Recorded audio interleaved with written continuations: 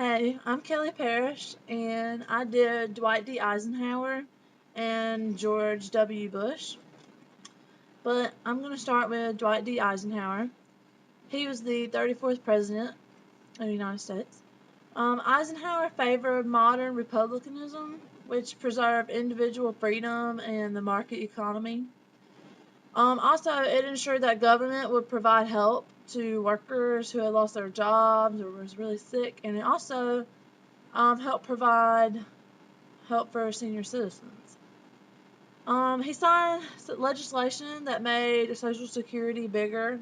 It also increased the minimum wage, as well as created the Department of Health, Education, and Welfare. Eisenhower also supported government construction of low income housing. Another domestic policy that he did would be the Interstate Highway Program. This program created 41,000 miles of road systems. This highway project stimulated the economy, and another good thing was it made driving long distances faster and safer. During the Eisenhower presidency, personal income increased by 45%. But the bad thing is, about 1 in every 5 Americans lived in poverty by the end of the decade.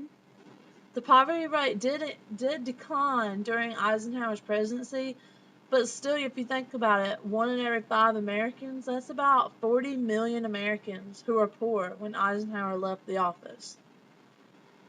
To me, Eisenhower's greatest failure as a president would be how he handled civil rights issues. Eisenhower did not like dealing with racial issues, but he could not really avoid them either. Just like in the Supreme Court ruling in 1954 in the case of Brown versus Board of Education of Topeka, that ruling basically was saying segregation in public schools was unconstitutional, but Eisenhower disliked the court's ruling and refused to endorse it, which made a lot of people angry. Okay, one or two of his foreign policies. Khrushchev, who is the leader of USSR, rejected Eisenhower's proposal for an open skies program. That would have allowed both sides to use aerial surveillance to gather info about each other's military capabilities.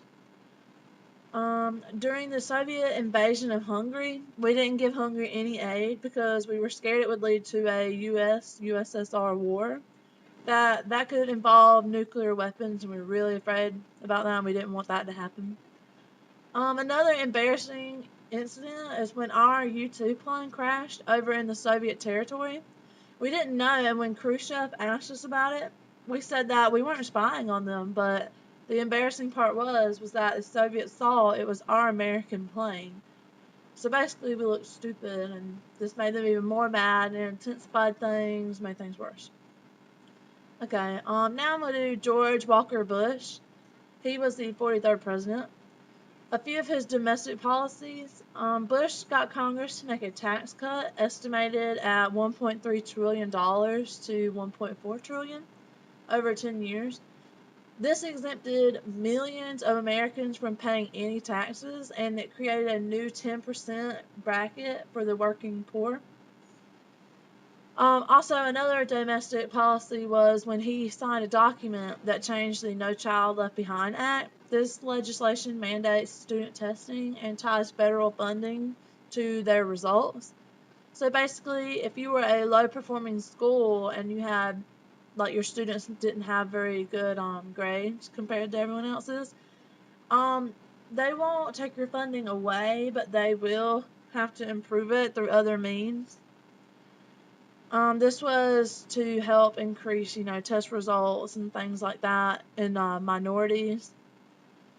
Okay, a foreign policy was on September 11th, 2001, when the two Twin Towers had been successfully knocked down, unlike in 1993 with the car bombing underneath the parking deck.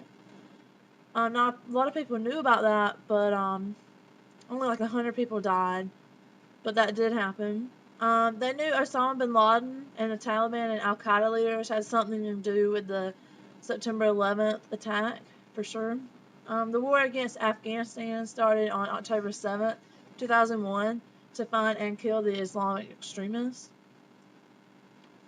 The Bush administration also turned their heads towards Saddam Hussein and found that he had been stashing weapons of mass destruction, and Hussein and his brothers were treating Iraqi people really badly.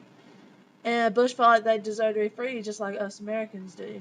So the U.S. got involved with all that. But that's just a few of Bush's domestic and foreign policies and Dwight D. Eisenhower's policies as well. Thank you.